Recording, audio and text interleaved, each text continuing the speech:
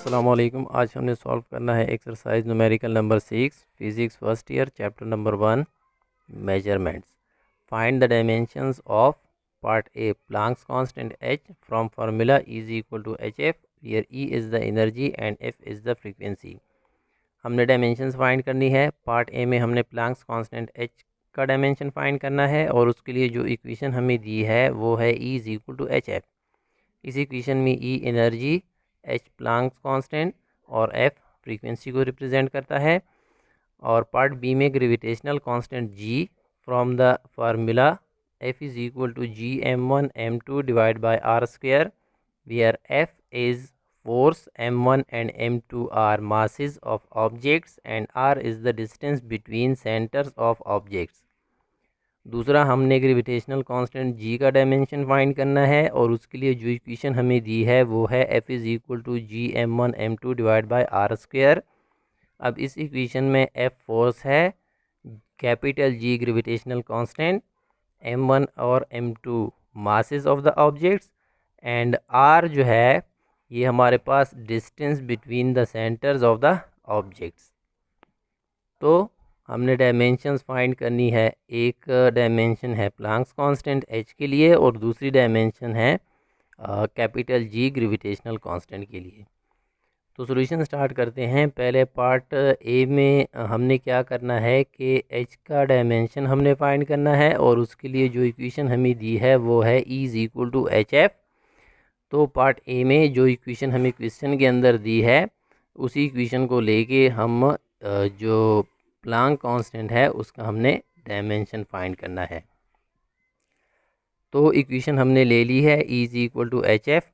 हमने dimension h का find करना है तो इसलिए h को हम एक साइड पे अलग कर लेते हैं। तो हमारे पास इक्वेशन बनेगी h is equal to e divide by f, या इस इक्वेशन को हम ऐसे भी लिख सकते हैं h is equal to e divide by 1/t।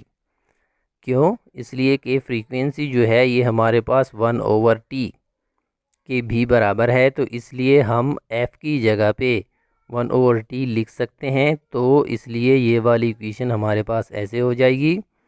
Now 1/t अगर t को ऊपर लेके जाएंगे तो ये इक्वेशन हमारे पास हो जाएगी h is equal to e into t। अब हमने डायमेंशन h का फाइंड करना है तो इसलिए हम h को ब्रैकेट्स में बंद कर देंगे।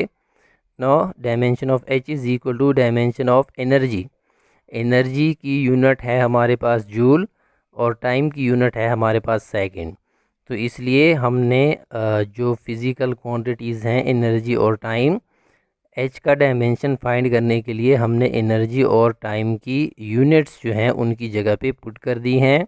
E की जगह पे जूल और टाइम की जगह पे सेकंड।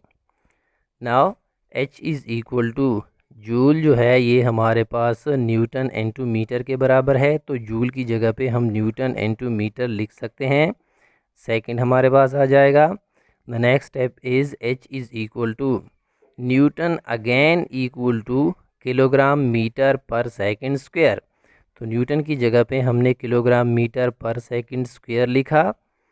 एक मीटर आपके पास ये है और साथ में ये आपके पास सेकंड आ गया। Now h is equal to kilogram metre into metre, metre square हो जाएगा, kilogram metre into metre, metre square, second divide by second square. Now dimension of h is equal to kilogram metre square, ये second और ये division में second square, ये second square के साथ cancel हो जाएगा। और अगर आप इस सेकंड को ऊपर लेके जाएंगे तो इसका पावर -1 हो जाएगा। Now h is equal to kilogram metre square second inverse, या dimension of h is equal to kilogram का डायमेंशन है हमारे पास, मास का डायमेंशन है हमारा, किलोग्राम मास है तो मास का डायमेंशन हमारे पास है कैपिटल M, और पावर किलोग्राम का पावर कितना है 1, तो इसलिए m का पावर 1 हो जाएगा।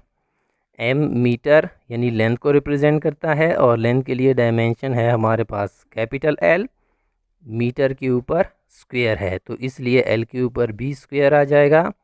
उसके बाद s सेकंड टाइम को रिप्रेजेंट करता है और टाइम के लिए डायमेंशन है हमारे पास कैपिटल T, s का पावर -1 है तो इसलिए t का पावर भी -1 हो जाएगा। तो ये हमारे पास डायमेंशन हो गई for Planck's constant. Now part B में हमें जो ग्रेविटेशनल कांस्टेंट का डायमेंशन फाइंड करने के लिए जो इक्वेशन दी गई थी वो थी F is equal to capital G m1 m2 divide by R square. वो इक्वेशन हमने ले ली है। अब इस इक्वेशन में हमने कैपिटल G जो है उसका हमने डायमेंशन फाइंड करना है, तो इसलिए कैपिटल G को एक साइड पे हम अलग कर लेते हैं।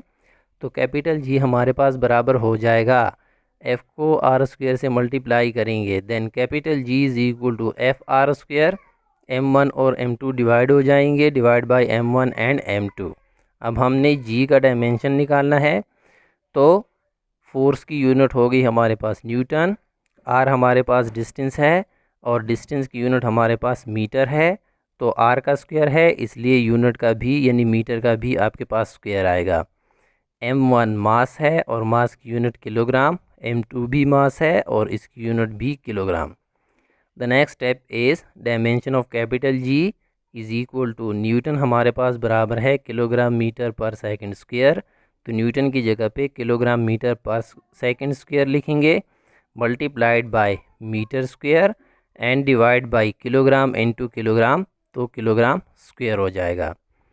उसके बाद capital G, dimension of capital G is equal to kilogram metre into metre square, metre cube division में किलोग्राम स्क्वायर, और ये सेकंड स्क्वायर जो है ये भी डिवीज़न में।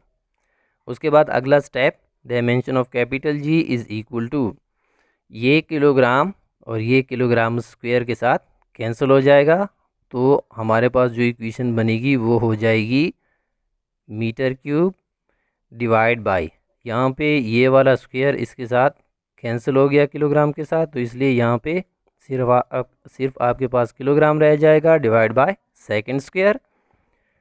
अच्छा, उसके बाद नेक्स्ट स्टेप जो है dimension of capital G is equal to kilogram को ऊपर लेके जाएंगे तो इसका पावर -1 हो जाएगा, into metre cube, second square को ऊपर लेके जाएंगे तो इसका पावर भी -2 हो जाएगा।